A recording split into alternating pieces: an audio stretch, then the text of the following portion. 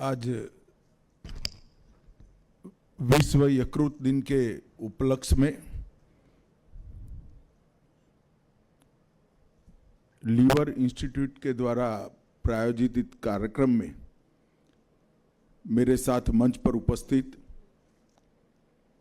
दिल्ली के उपराज्यपाल श्रीमान विनय कुमार सक्सेना जी, दिल्ली की मुख्यमंत्री सम्माननीय रेखा गुप्ता जी, दिल्ली के स्वास्थ्य मंत्री श्री पंकज कुमार सिंह जी, मुख्य सचिव दिल्ली श्री धर्मेंद्र जी, निर्देशक ILBS श्री शिव शरीन जी, डॉक्टर रेड्रिको जी और आज के कार्यक्रम में आए हुए सभी गणमान्य अतिथिगण, इंस्टीट्यूट से जुड़े हुए फैकल्टीज और विद्यार्थी, सभी को मैं इस कार्यक्रम के माध्यम से विश्व यकृत दिन की बहुत बहुत शुभकामनाएं देना चाहता हूं। भैया फ्रेम सेट कर जरा इस ओर आ जाइए, मैं यहीं खड़ा रहने वाला हूं, कोई फ्रेम डिस्टर्ब नहीं होगी आपकी, प्लीज जरा सहयोग करिएगा।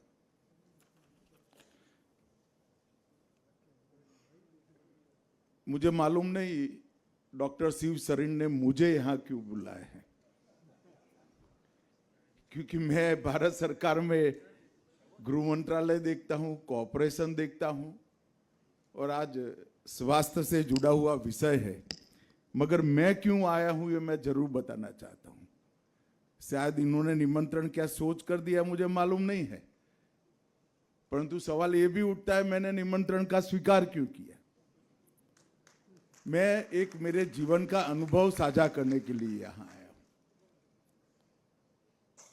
मित्रों, 2020 के मई महीने से आज तक मेरे जीवन में मैंने बहुत बड़ा परिवर्तन किया है। शरीर को जितनी चाहिए इतनी नींद, शरीर को जितनी चाहिए इतना पानी और शरीर को जैसा चाहिए ऐसा आहार और नियमित व्यायाम से मैंने मेरे जीवन में बहुत कुछ हासिल किया और ये अनुभव को साझा करने के लिए मैं आया हूं। मैं आपको बता सकता हूं कि ये 4.5 साल के समय में मैं आज करीब करीब सभी एलोपैथिक दवा और इंसुलिन से मुक्त होकर आपके सामने खड़ा हूं। और आज विश्व यकृत दिन पर भी मैं देश भर के विशेषकर सभी युवाओं को, जिनको अभी 40-50 साल तक अपना जीवन व्यतीत करना है, इस देश के विकास में योगदान देना है और देश के विकास के माध्यम से एक हम सब इच्छा करते हैं ऐसे विश्व का निर्माण करना है, वो युवाओं को मैं जरूर कहना चाहूंगा कि अपने शरीर के लिए 2 घंटा और दिमाग के लिए कम से कम 6 घंटे की नींद एक बार रिजर्व कर लीजिए, अनेक गुना उपयोगिता इसकी बढ़ जाएगी। और ये मेरा अनुभव है। अगर 4 साल पहले डॉक्टर शिव शरीन मुझे यहां बुलाते तो मैं नहीं आता, क्योंकि मैं यहां बात करने लायक ही नहीं होता। महात्मा बुद्ध के जीवन का एक प्रसंग है। एक माँ एक बच्चे को लेकर महात्मा बुद्ध के सामने उपस्थित हुई। उसने कहा, महात्मा जी बेटा बहुत गुड़ खाता है, तो आप जरा उसको समझाइए, निश्चित मात्रा से ज्यादा कोई भी चीज खाना शरीर के लिए फायदे कारक नहीं होता है। तो महात्मा बुद्ध ने कहा कि सप्ताह के बाद आइए। एक सप्ताह के बाद माँ फिर से आई और बुद्ध ने बेटे को समझाया कि आप ज्यादा गुड़ मत खाइए, इससे हानि होती है। फिर माँ से रहा ना गया, उसने पूछा कि आपने यही बात एक सप्ताह पहले क्यों नहीं की? तो उन्होंने कहा, माताजी मैं स्वयं ही बहुत गुड़ खाता था, तो गुड़ छोड़कर बेटे को नसीहत देना चाहता था। तो मेरी भी स्थिति कुछ ऐसी ही है। मेरे जीवन में डिसिप्लिन लाने का किसी एक महात्मा के आग्रह के कारण मैंने निर्णय किया और इन निर्णय का मुझे बहुत फायदा हुआ है। ये शेयर करने के लिए मैं आज यहाँ आया हूँ। मित्रों, आज विश्व यकृत दिन है। डॉक्टर सरीन ने एक बहुत संक्षिप्त प्रेजेंटेशन के माध्यम से, प्रस्तुतिकरण के माध्यम से हमें समझाया कि यकृत हमारे शरीर की रचना में और शरीर को स्वस्थ रखने में कितनी महत्वपूर्ण भूमिका निभाता है। वो तो डॉक्टर है, उन्होंने मेडिकल साइंस की दृष्टि से सारी चीजें समझाई, मगर मैं सामान्य लोगों की दृष्टि से ये चीज को समझाना चाहता हूं।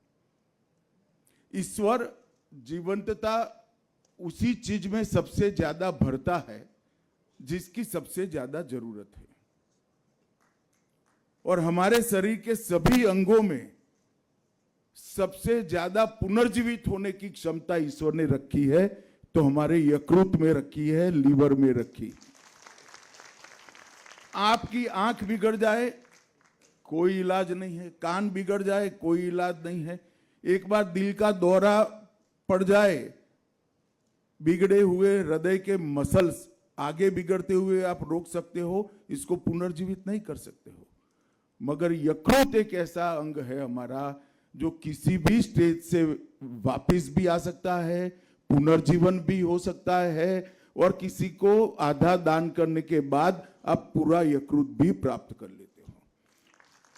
और हमें यह सोचना चाहिए कि ईश्वर ने जब हमारा शरीर बनाया, बनते बनते बनते करोड़ों साल में बना, तो यकृत के अंदर इतनी जीवंतता रखने का कारण क्या? इसका एकमात्र कारण है कि यकृत ही पूरे शरीर को स्वस्थ रखने का राजमार्ग है, गेट है, एंट्री पास है। और इसीलिए आज विश्व यकृत दिन पर भारत भर की जनता को अपने यकृत के प्रति सजग होना, प्रयत्नशील होना और पूरी जानकारी के साथ छोटी छोटी चिंताएं कर कर यकृत को स्वस्थ रखने का संकल्प करना है। मोदी जी ने देश के सामने लक्ष्य रखा है 2047 में विकसित भारत की रचना करना, जो हर क्षेत्र में आत्मनिर्भर हो और हर क्षेत्र में विश्व का नेतृत्व करता हो। मगर विकसित भारत की संकल्पना बीमारों की फौज के साथ नहीं हो सकती। इसके लिए बहुत जरूरी है कि हर नागरिक को स्वस्थ रहना चाहिए। सरकार ने होलिस्टिक व्यू के साथ इस पर बहुत काम किया है, मैं बाद में इसको बताता हूं। परंतु आज लीवर इंस्टीट्यूट द्वारा, ILBS द्वारा हील्ड परियोजना का शुभारंभ हुआ है, और मुझे विश्वास है कि ये अभिनव पहल यकृत की स्वास्थ्य के प्रति देश भर में जागरूकता फैलाने में बहुत सफल हो।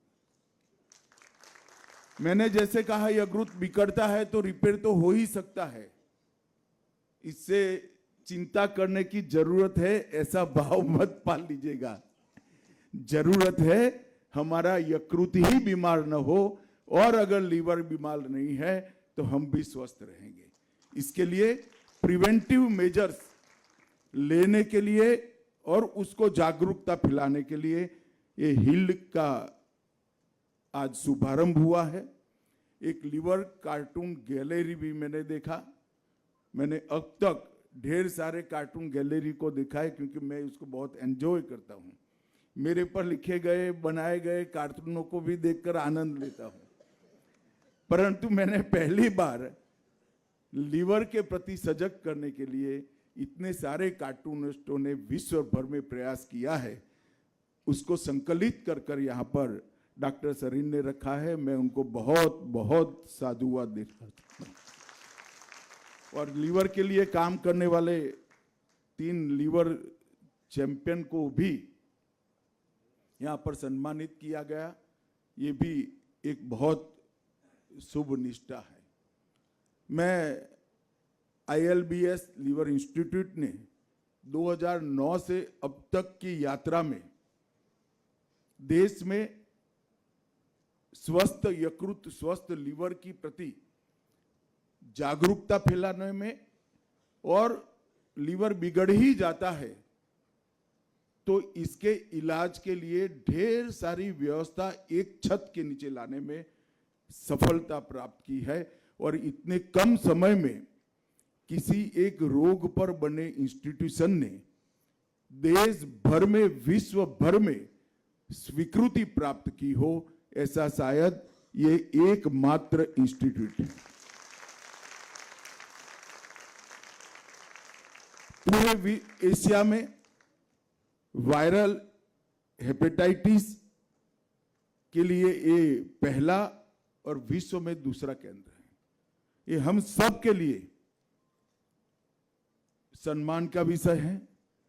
WGO द्वारा उसको मान्यता भी प्राप्त है। कई प्रकार के यकृत के रोगों का यहाँ पर एक ही रूप के नीचे, एक ही छत के नीचे इलाज होता है। मैं हमारे कई कार्यकर्ताओं की तबीयत देखने के लिए यहाँ आया हूँ। कॉम्प्लिकेटेड से कॉम्प्लिकेटेड सर्जरीज यहाँ बहुत सरलता से किया जाता है और अनुभव सिद्ध हाथों के द्वारा किया जाता है। और डॉक्टर अब्दुल कलाम ने ठीक ही किया था, सबसे बड़ी चीज स्माइल है जो यहाँ हमेशा के लिए उपलब्ध है। मित्रों, मैं फिर से एक बार आज के दिन पर पानी, शुद्ध शरीर को उपयोगी आहार और पर्याप्त नींद पर और नियमित व्यायाम पर बहुत थ्रस्ट देना चाहता हूं, क्योंकि मैंने मेरे जीवन में इसका अनुभव किया है। मेरे काम करने की क्षमता, मेरी सोचने की क्षमता, मेरी निर्णय लेने की क्षमता और पूरे दिन देश और समाज के लिए योगदान करने की क्षमता में खासी बढ़ोतरी हुई है। ये मेरा खुद का अनुभव है। लीवर को बिगाड़ने में किन किन चीजों का बहुत बड़ा रोल होता है उसको यहाँ बहुत बताया गया है, तो मैं बाकी सारी चीजों को बात नहीं करना चाहता हूँ।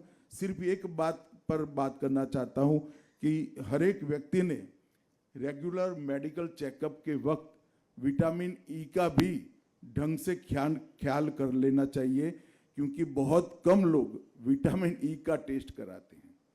B12 और डी का टेस्ट कराते हैं, मगर विटामिन ई का टेस्ट नहीं कराते हैं, तो उसका भी ख्याल करना चाहिए। हमारा वेदों का वाक्य है, आहार ही औषधि है। यही थीम को आज पूरा विश्व स्वीकार कर इस पर आगे बढ़ रहा है। ये हमारे लिए बहुत हर्ष का विषय है। मित्रों, 2014 से 25 तक 11 साल के अंदर मोदी जी के नेतृत्व में भारत सरकार ने हमारे देश के नागरिकों को एक होलिस्टिक व्यू के साथ स्वस्थ बनाने के अनेक विविध कार्यक्रम करे हैं। मगर हम हर एक योजना को, हर एक उपाय को आइसोलेशन में देखते हैं, तब मालूम नहीं पड़ता है कि कोई एक व्यक्ति, कोई एक नेता पूरे होलिस्टिक व्यू के साथ इसको चिंता कर 10 साल में एक संपूर्ण पद्धति, कंप्लीट सिस्टम खड़ी करता है, जो देश 130 करोड़ की हमारी नागरिकों के लिए एक कंप्लीट सिस्टम बनती है। मैं थोड़ा डिटेल बात करना चाहता हूं। जब हर महिला के घर में धुएं वाले चूल्हे की जगह गैस दिया, तब किसी को मालूम नहीं था कि ये आरोग्य से जुड़ा हुआ है। उसका फेफड़ा, उसकी आंखों की ज्योति, इसको सुरक्षित करने का काम किया। जब हर घर को शौचालय देने का निर्णय किया, 15 करोड़ शौचालय बन गए, किसी को मालूम नहीं था ये नागरिकों के स्वास्थ्य के साथ जुड़ी हुई समस्या है, जिसका निराकरण आ रहा है। जब उन्होंने कहा कि आयुष का महत्व जीवन में समझिए, तब भी किसी को मालूम नहीं था कि ये वही लड़ी की एक कड़ी है। आज बीमार हो ही न हो, हम बीमार ही न हो, इस प्रकार की जीवन पद्धति विकसित करने का काम आयुष कर रहा है। और अब बड़े बड़े एलोपैथिक अपनाने वाले अस्पताल भी अपने यहाँ आयुष का विंग खोल रहे हैं। इसका मतलब है कि इसको स्वीकृति मिल रही है। जब विश्व योगा दिन की कल्पना की गई, तब भी किसी को मालूम नहीं था इसका मानसिक और शारीरिक स्वास्थ्य के साथ क्या जुड़ा है। जब खेलो इंडिया और फिट इंडिया की मूवमेंट चालू की गई, तब भी किसी को मालूम नहीं था कि इसका स्वास्थ्य के साथ सीधा संबंध है। हर घर नल से जल, फ्लोराइड विहीन पानी हर घर में पहुंचाने से स्वास्थ्य का कितना लाभ होता है, एक कम से कम इस सभागार में बैठे हैं वो तो बहुत अच्छी तरह से समझ सकते हैं।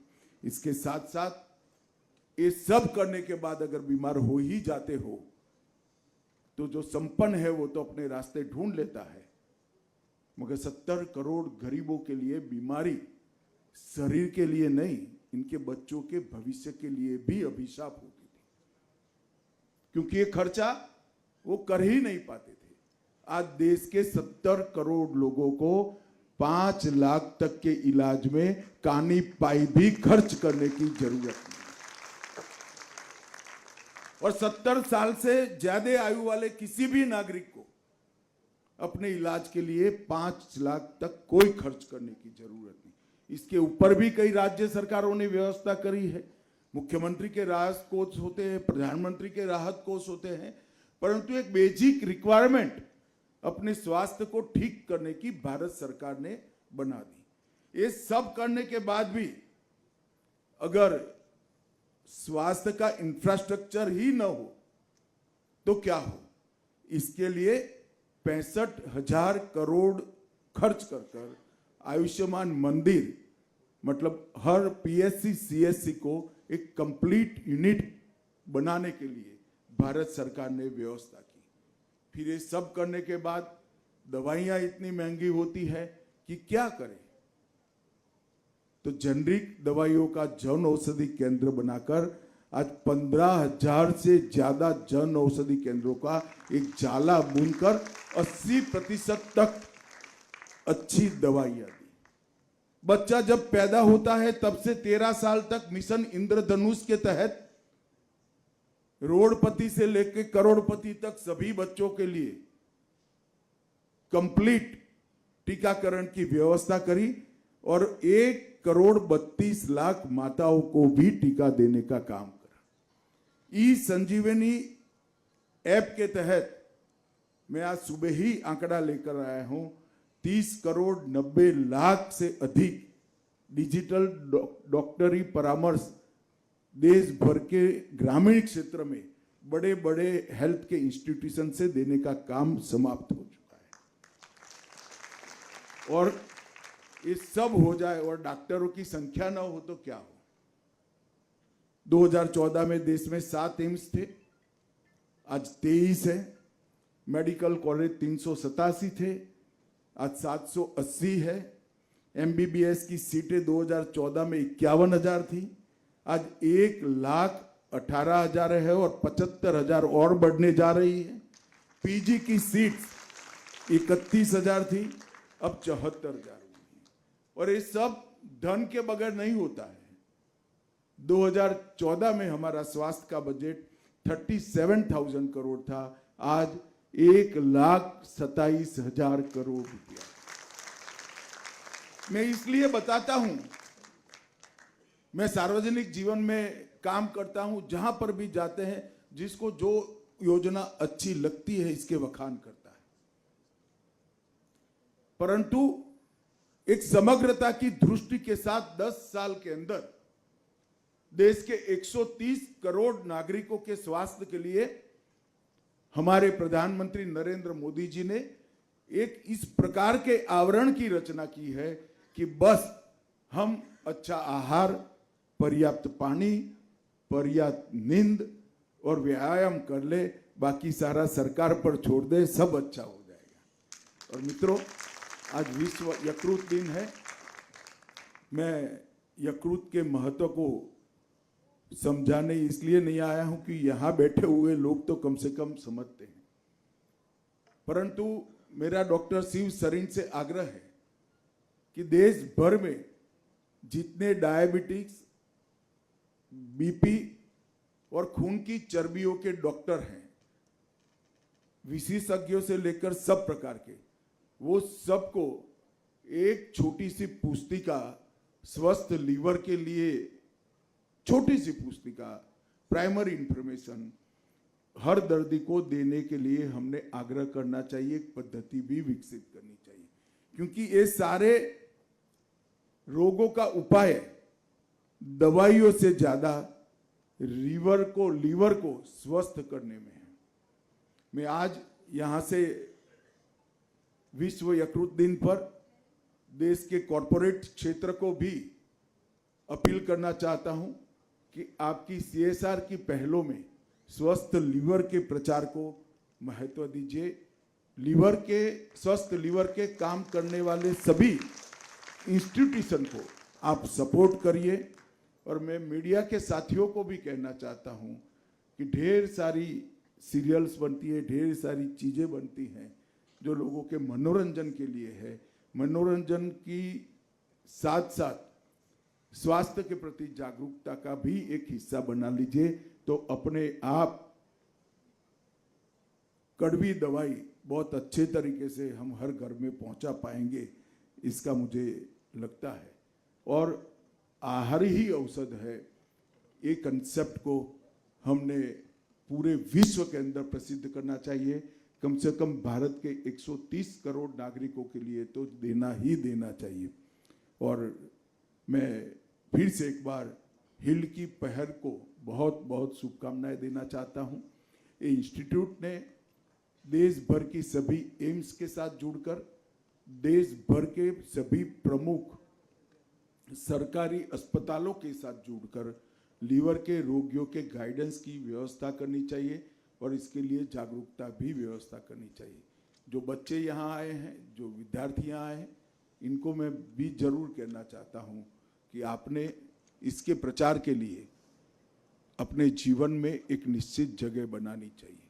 कोई एक व्यक्ति एक मिशन लेकर जब निकलता है तो वो समस्या को समाप्त करने के लिए वो बहुत बड़ा योगदान देने वाला व्यक्ति 25-30 साल के बाद बनता है, मगर कभी इसकी शुरुआत करनी पड़ती है और बाद में वो समस्या के निराकरण के साथ पूरा विश्व वो व्यक्ति को जोड़ कर देखता है। ऐसे ढेर सारे उदाहरण हैं। जो युवा यहाँ आए हैं, मैं इनको जरूर कहना चाहूँगा, कम से कम आप में से कुछ लोग अपने जीवन में स्वस्थ लीवर के लिए, स्वस्थ यकृत के लिए जागरूकता फैलाने का एक मिशन पकड़िए और इसको आगे बढ़ाइए। फिर से एक बार शिव सरीन को सभी प्रयासों को मैं अनुमोदन भी करता हूँ, उसकी सराहना भी करता हूँ और विश्व यकृत दिन पर यकृत के माध्यम से पूरा विश्व स्वस्थ हो, ये शुभकामनाएं देकर मेरी वाणी को विराम देता हूँ। वंदे मातरम।